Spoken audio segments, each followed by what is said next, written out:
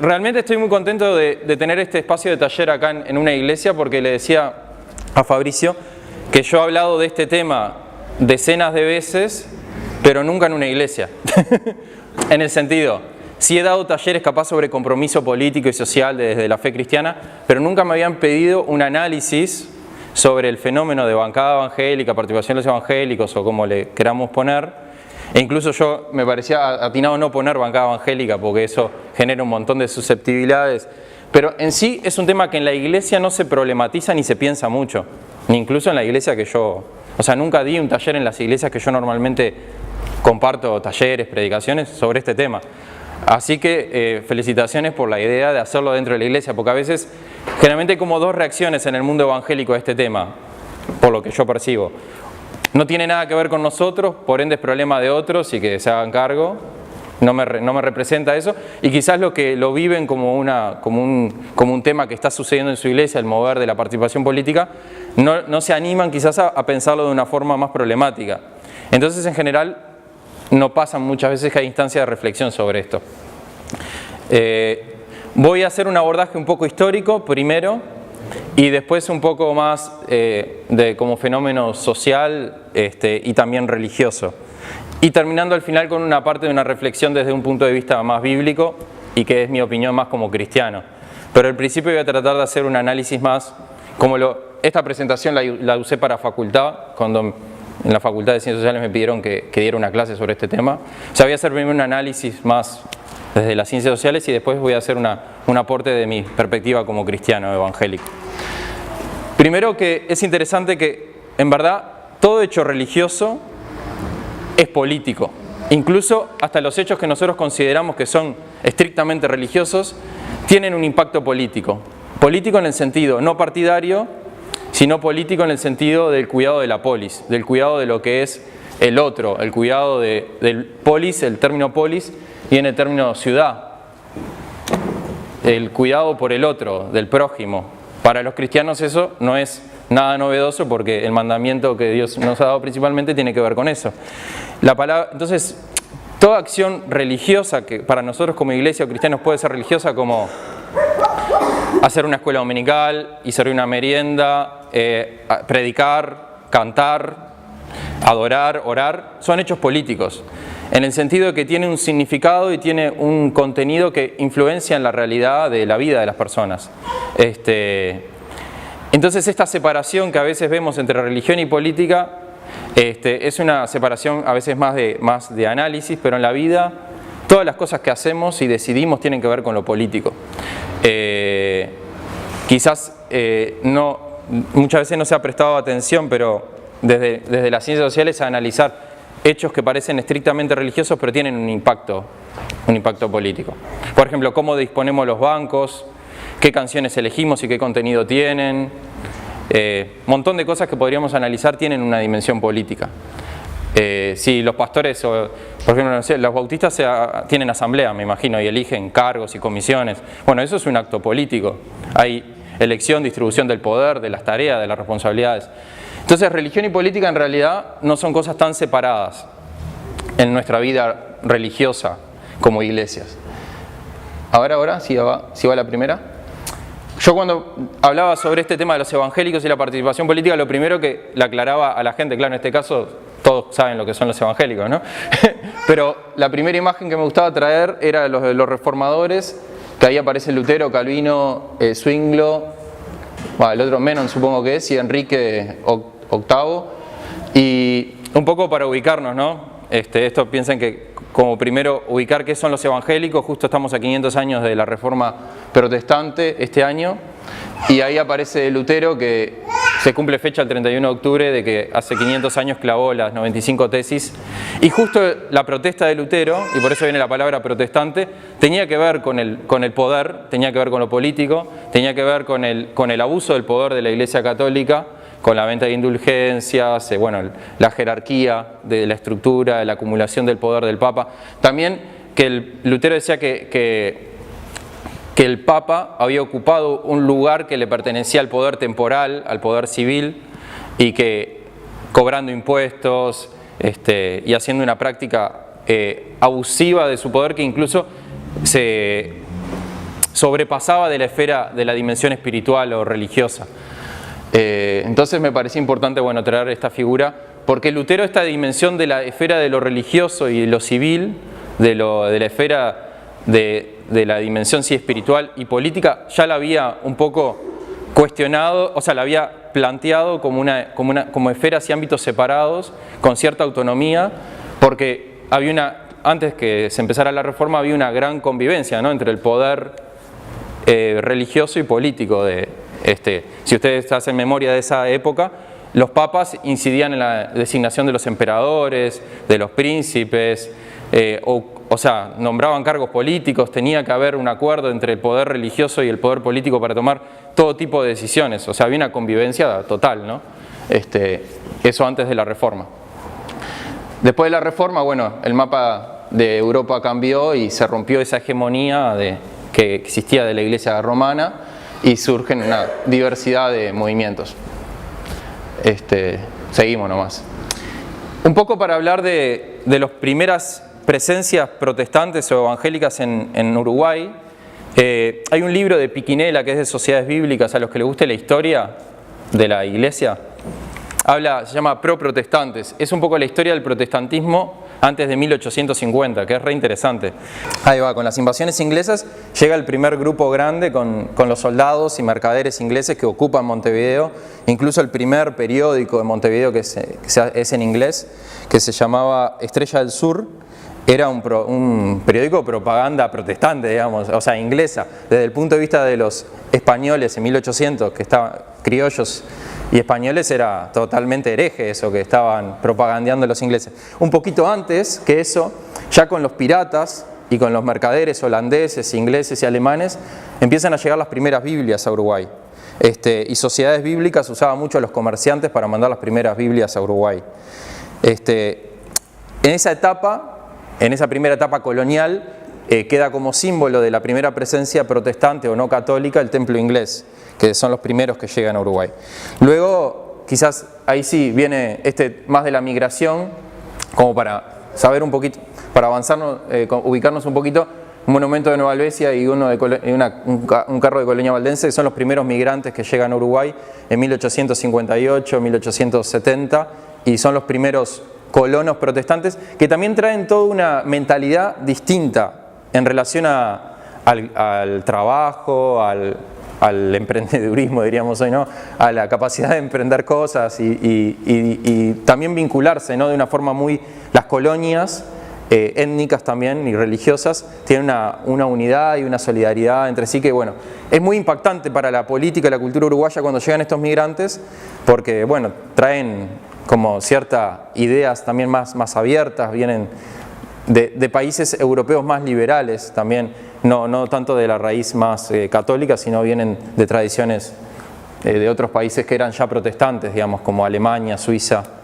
Y yendo un poquito más adelante, rápidamente, para llegar hacia la actualidad, ahí hay la foto de un montón de protestantes y evangélicos de distintas raigarmes.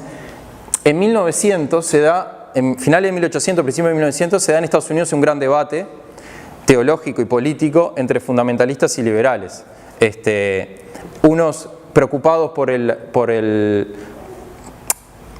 los que escribieron los libros que llamaban The Fundamentals, que era un tratado teológico muy importante que buscaba un poco volver a una lectura más literal de la Biblia, frente al avance de un pensamiento más liberal que contextualizaba el texto bíblico y lo ponía en diálogo con el mundo secular.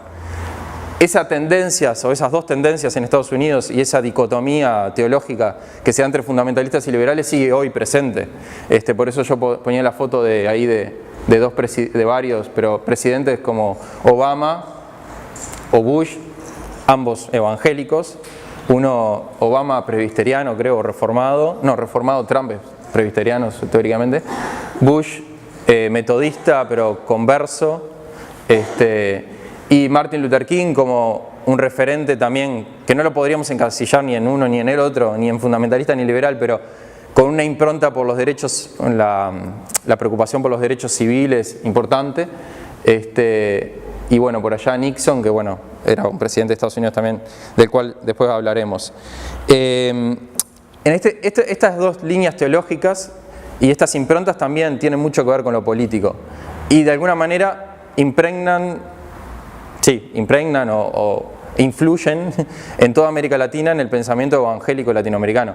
Porque la mayoría de los misioneros que vienen a Uruguay vienen de estas corrientes, o de corrientes más fundamentalistas y liberales. Cuando digo la palabra fundamentalista no lo digo con ninguna connotación negativa en el sentido actual que tiene la palabra fundamentalista. Claro, yo como estoy en una iglesia evangélica no lo pienso en esa clave. Porque la palabra fundamentalista que hoy se usa mucho en los medios de comunicación, más bien se hace referencia al Islam, ¿no? Como al fundamentalismo islámico.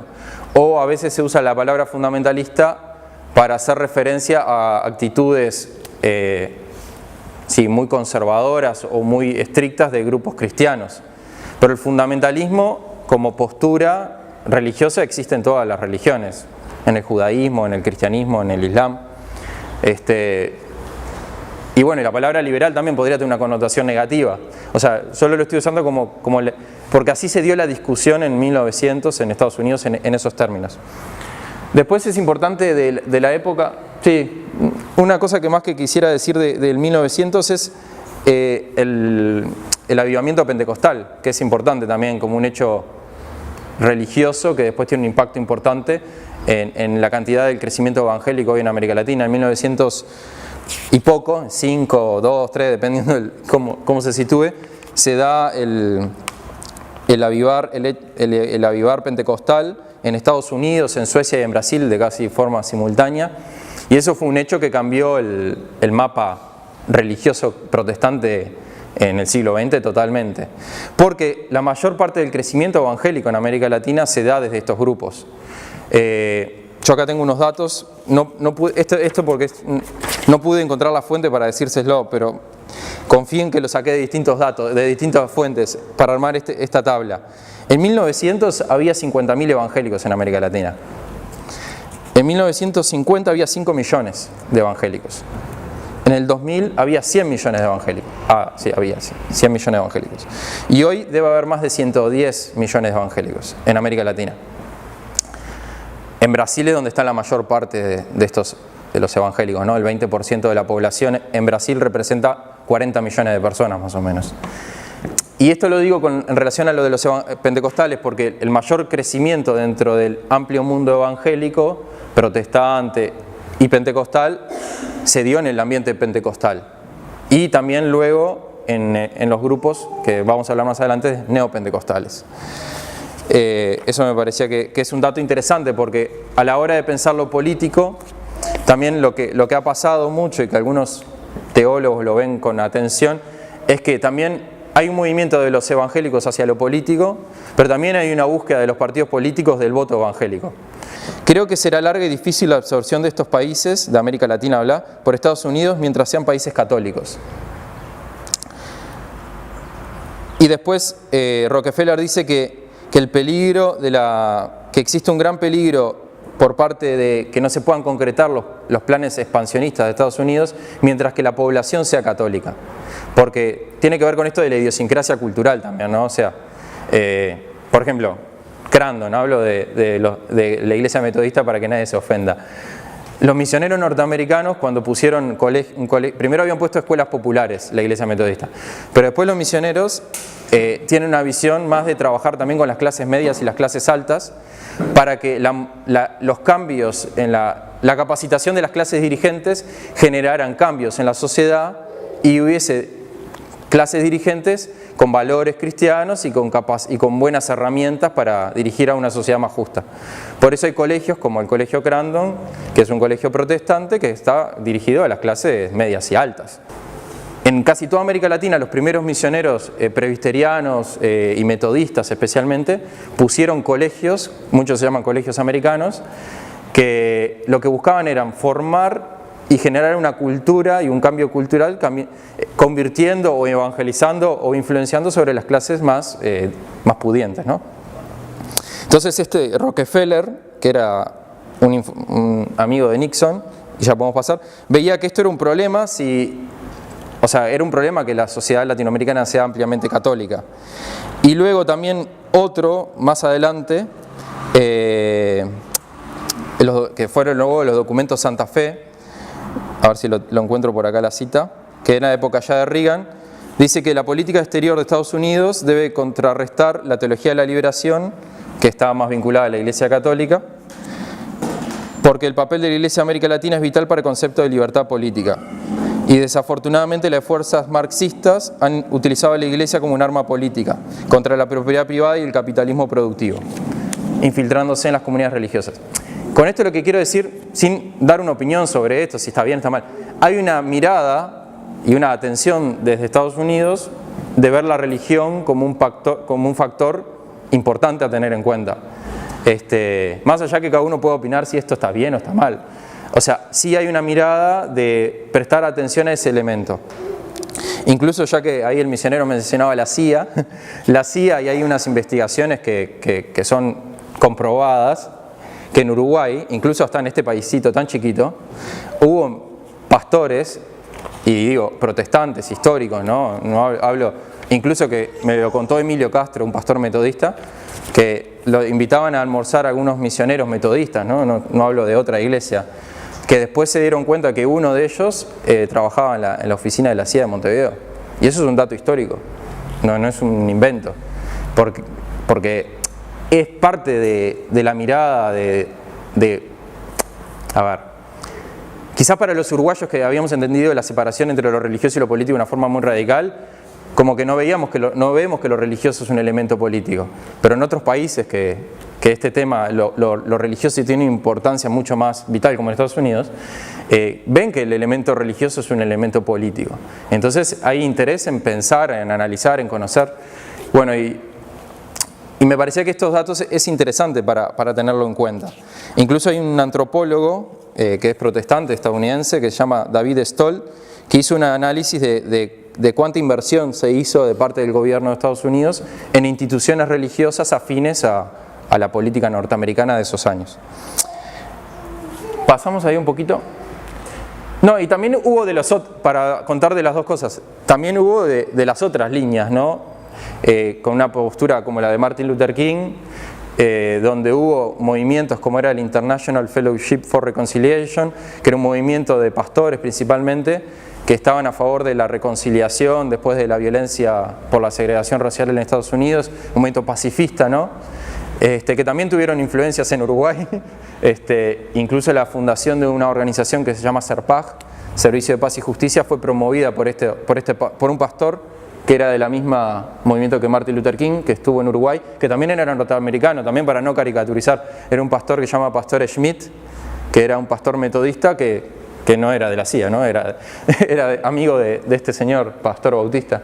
Y ahí es donde lo complejo de todo esto, ¿no? Porque es muy fácil a veces decir, los evangélicos son todos así, piensan así, o los católicos votan asado, piensan así.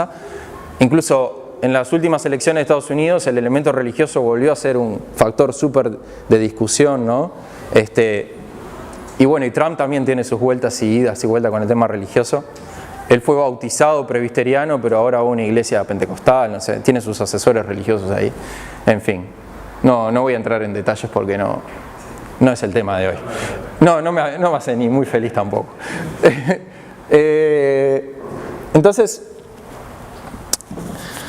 siguiendo un poco con la historia, llegando un poco al tema de la historia un poco más actual, y entrando un poco más directamente en el tema, en los años 90, en América Latina, hubo varios países, varios movimientos que empezaron a tratar de probar con participar en la política de otros grupos. A ver, en Uruguay los evangélicos, hay grupos evangélicos que han participado en distintos partidos políticos desde mucho tiempo. Por ejemplo, los valdenses y los metodistas. Los valdenses mucho más en el Partido Nacional, por su arraigarme a lo rural. Los metodistas históricamente y los anglicanos más en el Partido Colorado por su vínculo más con lo liberal.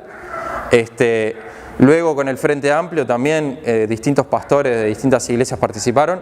O sea, no es novedoso que haya cristianos evangélicos en ninguno de los tres principales partidos de Uruguay.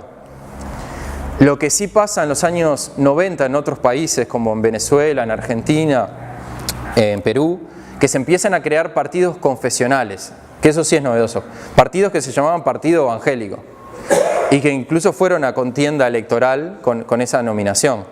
Pero lo que pasa interesante en el año 90 es que se empieza a ver claramente una ruptura, que yo le llamo, haciendo una ironía con el tema de la diversidad sexual, hay una salida del closet de los evangélicos que se animan a romper el tabú de ir a lo político, porque también había como una autorrepresión de lo político, que había un discurso en las iglesias evangélicas donde decía: no te metas en lo político, porque lo político es lo profano, lo político es del mundo, está contaminado. Nosotros como iglesia debemos mantenernos en el lugar reservado, donde entre cristianos no nos vamos a contaminar en la sociedad con otras ideas.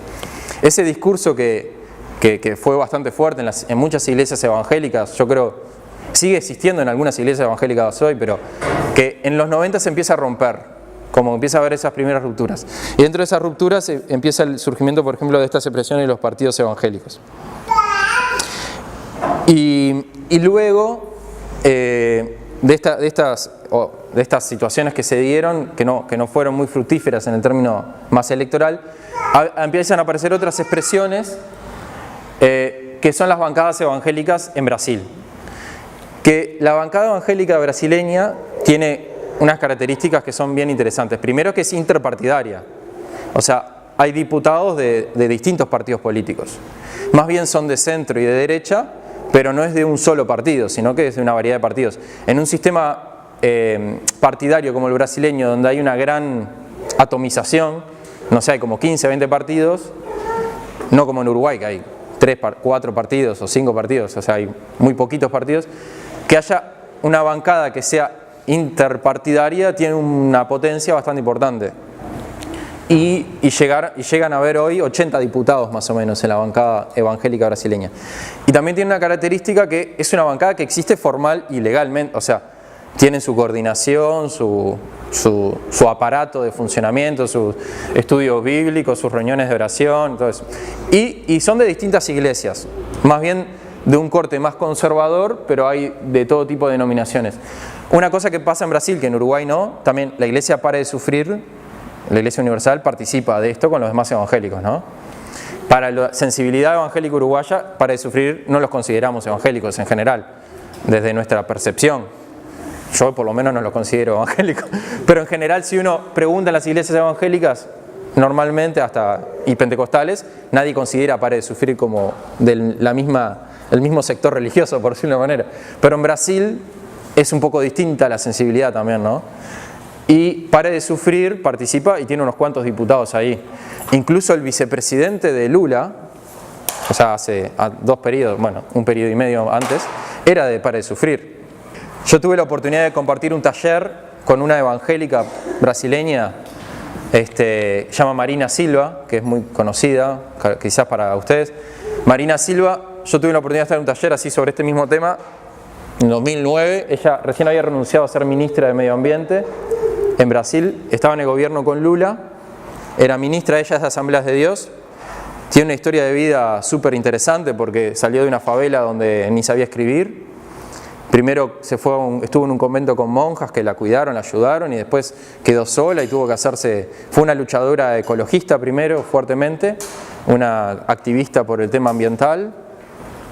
Fue ministra de Medio Ambiente y después dijo que la política que tenía el gobierno de Lula en el tema ambiental no le parecía ético, porque estaban talando la Amazonía, no sé qué, se fue.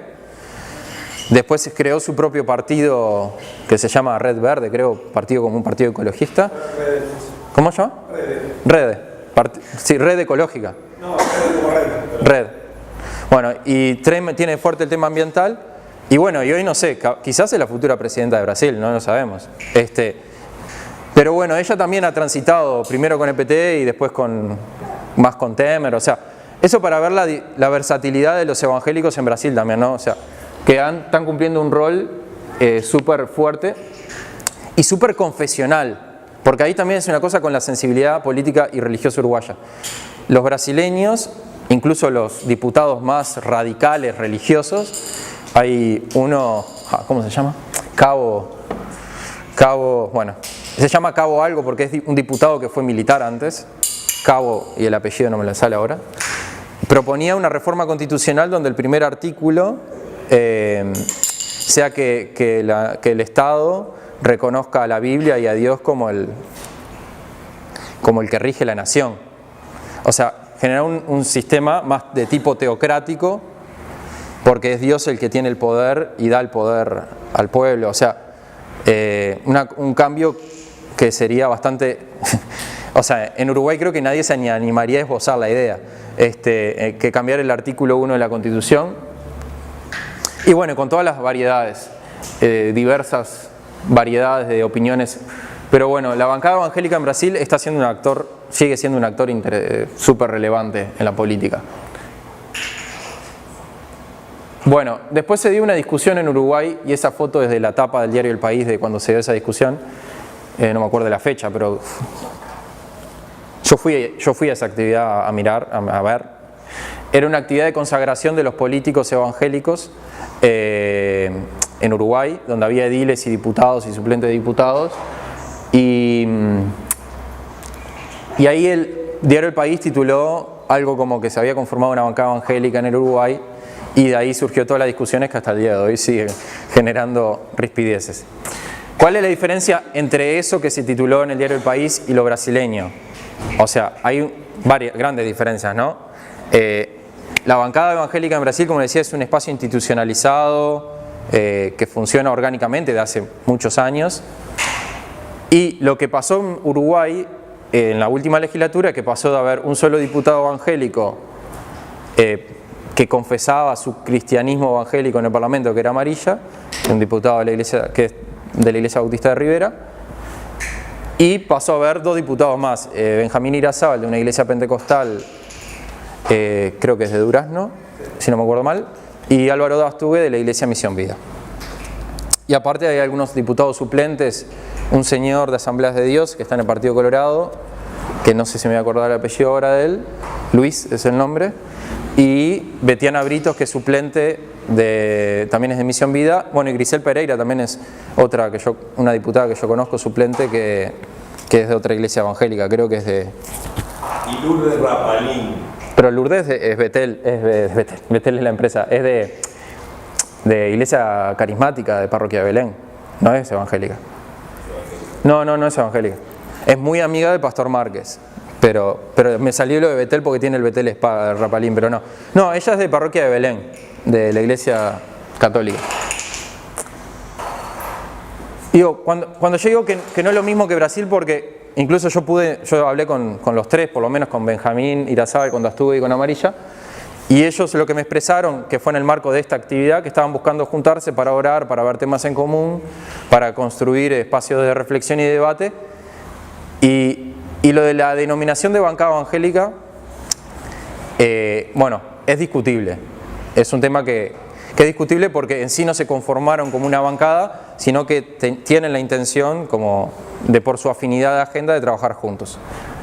También la diferencia o la característica en el Uruguay es que lo que sí hay es una afinidad de algunos diputados de católicos y de otras religiones, como Verónica Alonso, que era judía conversa al catolicismo, católica conversa al judaísmo, perdón, que han trabajado juntos algunos proyectos como del tema de familia, que es uno de los temas que le preocupa.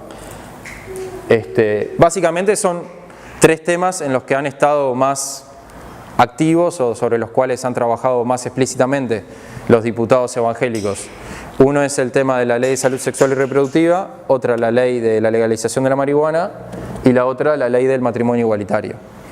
Y estos tres temas, si uno recorre América, yo tuve la oportunidad de conocer muchos países de América Latina por un trabajo anterior que tuve y conocer la realidad religiosa, y cuando uno recorre, en realidad casi la misma agenda es la agenda que tienen todos los evangélicos que están en política en casi toda América Latina.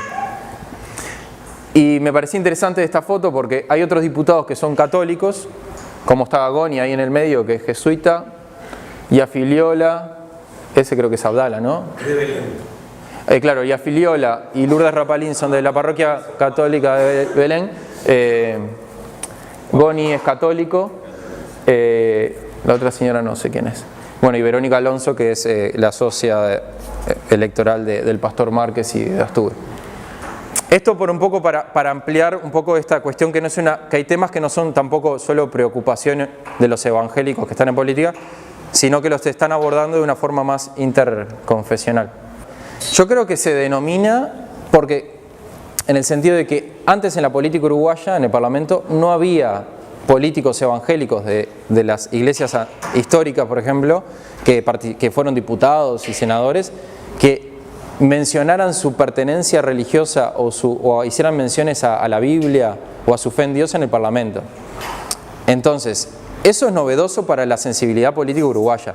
Que un político diga desde la Biblia y de mis convicciones yo voy a votar esto a favor o en contra, es algo que para la prensa y para los otros políticos y para la sociedad es nuevo. Entonces, en el marco de el contexto político latinoamericano, donde hay fenómenos parecidos y donde la denominación bancada evangélica tomó mucha fuerza en Brasil estos últimos 5 o 6 años, a fenómenos similares en Uruguay se le atribuye un nombre que es el homónimo, ¿no? el mismo de Brasil. O sea, desde el punto de vista de la prensa, yo creo, o del análisis, creo que hay un análisis de que la agenda que tienen es la misma en Argentina, en Brasil, en Paraguay o en cualquier país que uno vaya. El fenómeno es parecido, son políticos que tienen una confesionalidad religiosa muy fuerte y van a su participación política desde ese lugar, desde esa sensibilidad. Yo creo que por eso lo denominan así. Después, ¿por qué no se sienten representados por esa denominación los diputados evangélicos? Creo que quizás hay miedo a percibir que hay como un lobby o una acción conjunta muy estructurada, porque realmente quizás no la hay, y que eso de bancada o sea, la existencia de una bancada, como existe la bancada bicameral femenina, por ejemplo, de las mujeres que tienen su tema de agenda de género y son políticas de todos los partidos, quizás ellos sienten que ese tipo de accionar no lo tienen. Entonces no nos representa el concepto de bancada. Pero es muy discutible esto de la bancada. Le pongo un ejemplo totalmente distinto.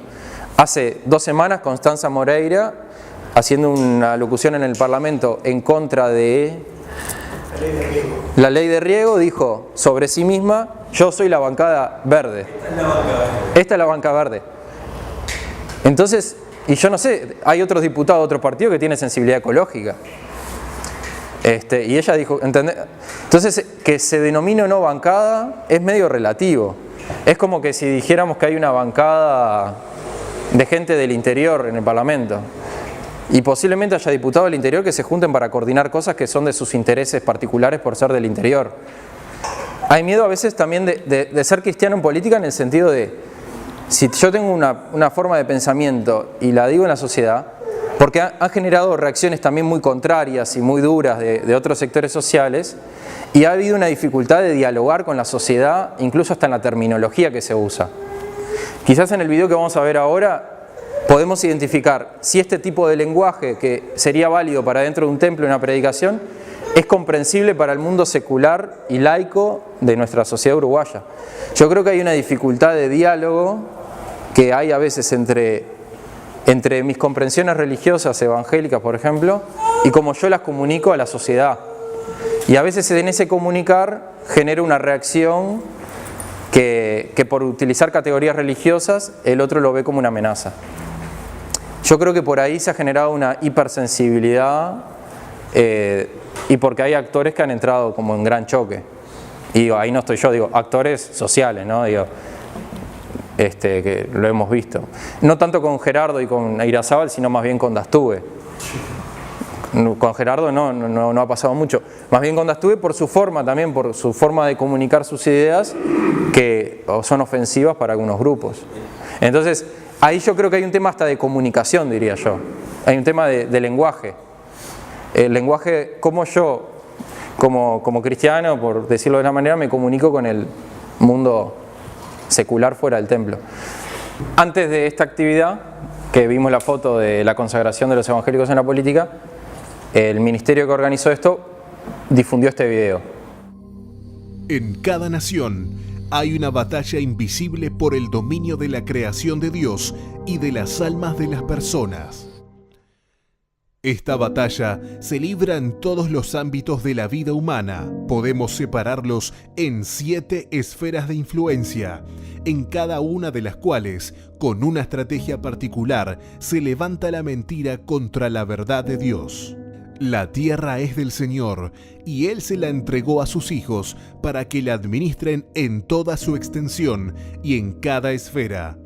Tristemente, con el pasar del tiempo, la Iglesia se ha retirado cada vez más de este lugar de influencia, recluyéndose entre las 4 paredes de sus templos y reduciendo el Evangelio del Reino de Dios a poco más que un mensaje de salvación. Las consecuencias están a la vista. La oscuridad ha tomado el espacio que la Iglesia debería ocupar. Es tiempo de que como hijos de Dios volvamos a comprender la magnitud de nuestra misión y reconquistemos con sabiduría y estrategia divina el espacio que Dios nos encomendó en cada una de las 7 esferas. La esfera de la familia, la base de la sociedad en la cual la bendición o la maldición es traspasada a las siguientes generaciones. La esfera de la educación, donde se enseña la verdad o la mentira acerca de Dios y su creación. La esfera de la cultura, el arte y el entretenimiento, donde los valores y las virtudes son celebradas o distorsionadas. La esfera de los medios de comunicación, donde la información es interpretada a través del lente del bien o del mal. La esfera de la economía, donde los recursos son consagrados para el reino de Dios o capturados para el poder de las tinieblas. La esfera del gobierno, donde la maldad o el bien son restringidos o respaldados. La esfera de la iglesia, donde las personas adoran a Dios en espíritu y en verdad o deciden rechazarlo y servir a otros dioses. En los últimos 50 años, hemos visto la decadencia moral generalizada más rápida en la historia de la humanidad. La cultura que hemos heredado de nuestros antepasados se está desintegrando delante de nuestros ojos. ¿Qué clase de mundo estamos dejando a nuestros hijos y nietos?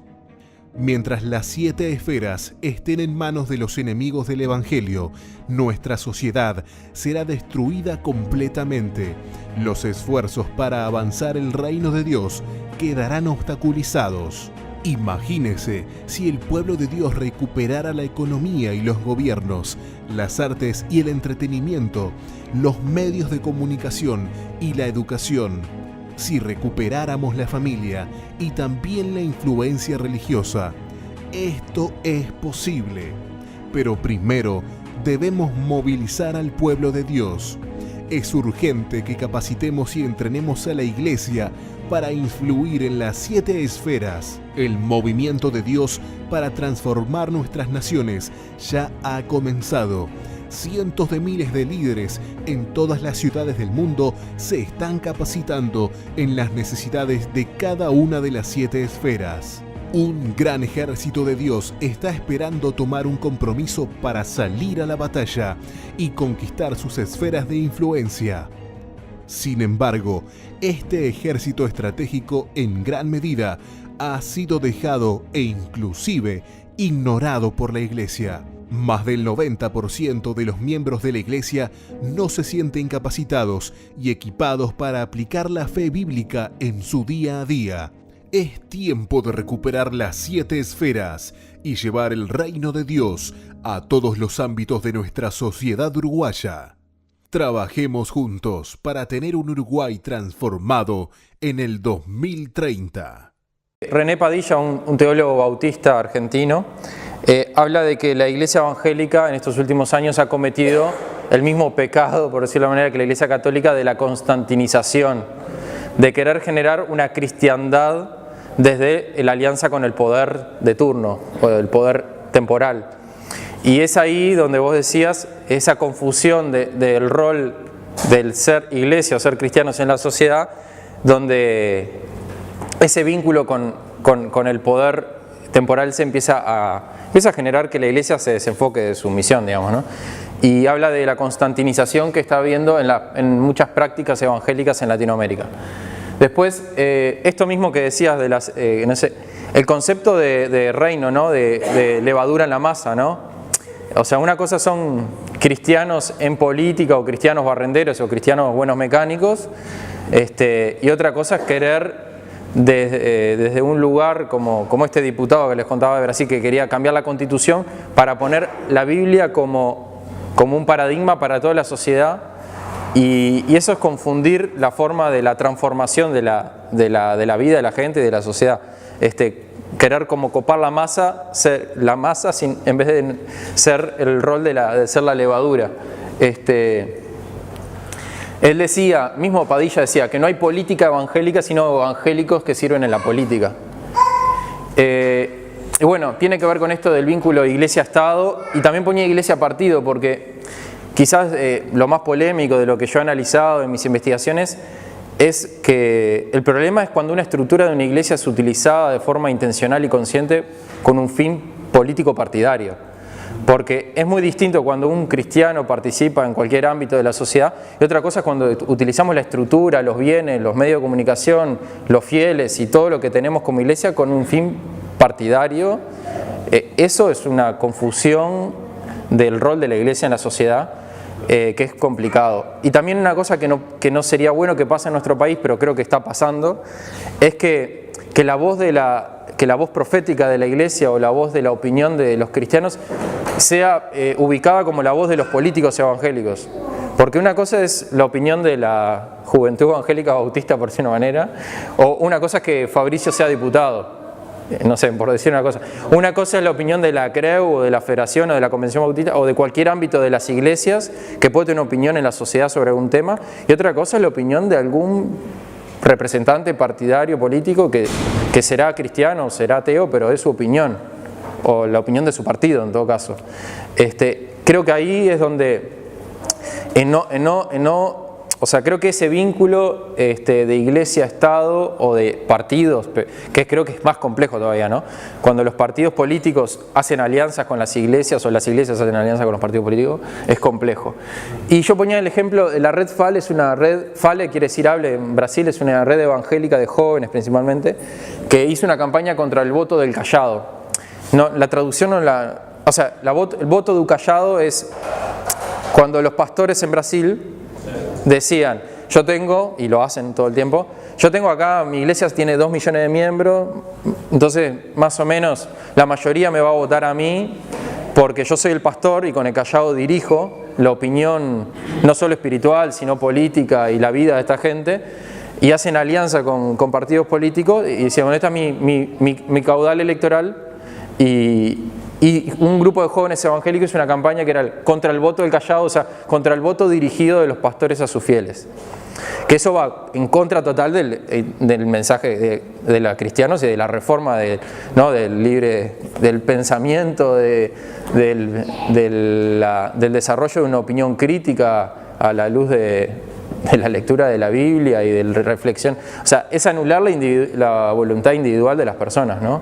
Es bien terrible, pero eso pasa en Brasil fuertemente, y pasó, en Uruguay también pasó, en el caso que yo analicé, donde la gente, o sea, el pastor le decía a quién tenía que votar, y ha pasado en formas más sutiles y menos sutiles, claro, en mucha menos cantidad que en otros países, ¿no? Porque ahí un tema que no abordamos porque se nos va el tiempo, porque son 4 menos cuarto, que es el tema de la laicidad, ¿no? Que para decir que quizás mi opinión sobre este tema, yo creo que la laicidad en Uruguay está cambiando hacia una forma de laicidad más plural, donde se reconoce más el rol de la religiosidad y la fe, pero que los que tenemos fe tenemos que estar capacitados y poder dialogar con la sociedad de una forma inteligente, que no generemos la reacción inversa a la que posiblemente queríamos generar de un diálogo y una convivencia positiva con la sociedad y con el Estado. O sea, yo me formé en una institución que se llama Juventud para Cristo, que lo que más hace es convenio con el Estado, y se llama Juventud para Cristo. Pero ¿qué pasa? En Juventud para Cristo, como en la Acción Cristiana de Jóvenes o en otras iglesias o ONGs cristianas, está claro qué es lo que podemos hacer juntos, como cristianos con el Estado, porque tiene que ver con el bien común, tiene que ver con la mejora de la dignidad de la vida de la gente, sea un CAIF, un centro juvenil o lo que fuera que gestionemos juntos. Y eso es distinto, eso es hacer política también, pero política en el bien común y en un marco democrático y de laicidad en un buen sentido, que no es el rechazo de lo religioso, sino que es el respeto también de las leyes en las que estamos y en la sociedad en la que vivimos. Y es lo que a veces sí cuesta a otros grupos religiosos, el entender una forma de vínculo con lo político que respete las libertades también de los individuos y la libertad de los que no creen. A mí me tocó como trabajador social estar cerca de situaciones de ONGs, no solo evangélicas, sino también católicas, que hacían, por ejemplo, catequesis dentro del horario de servicio con el Estado. De capacitación pagada por el Estado. Sí, sea un CAIF, un centro juvenil o un INEFOP o lo que fuera. Y eso es ahí donde las iglesias y las ONGs cristianas o de otras religiones también pasaban en otras religiones. O sea, yo conozco un par de casos que me ha tocado opinar, intervenir, analizar. Y ahí es donde falta también incluso una reflexión del Estado también sobre su vínculo con las religiones y las iglesias. Pero creo que es algo en lo que se puede construir mucho. O sea, existe hoy en Uruguay colaboraciones muy positivas en este sentido, de trabajo en conjunto.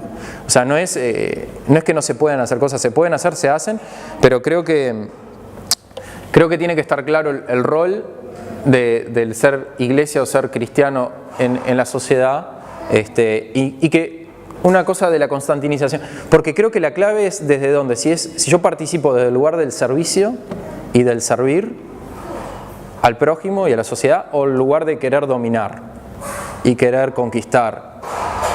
Y es ahí donde está también la confusión. Si yo voy al servicio con el Estado o con el otro desde el servicio, voy del lugar del más humilde, del más pequeño, voy en el lugar de como Cristo, como Dios hizo pequeño y uno más, uno chiquito, un bebé, y se hizo entre nosotros. Si voy desde ese verbo encarnado, posiblemente encuentre mucha apertura. Claro, si voy desde yo tengo la verdad y vengo acá a imponerla, es ahí donde encontramos las resistencias culturales también, me parece. Así que, bueno, el tiempo se fue un poco, podemos seguir conversando.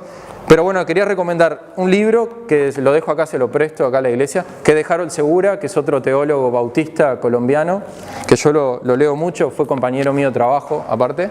¿Cómo se llama? Harold Segura. Trabaja en una organización llamada World Vision, capaz, vos conocés, Visión Mundial. Es la ONG cristiana quizás más grande del mundo. Harold Segura. Harold Segura, ahí lo dejo. Y van a aparecer Harold Segura, hay un montón de información en internet, digamos. Y el otro que creo que también es muy interesante leer su opinión es René Padilla, que es teólogo también argentino bautista. Me parece, yo los tengo como referente, a mí me gusta mucho su encare y son bien críticos de estas nuevas formas o estas formas de participación también evangélicas en la política. Así que bueno, muchas gracias y felicitaciones a la Iglesia por abrir estos espacios de diálogo.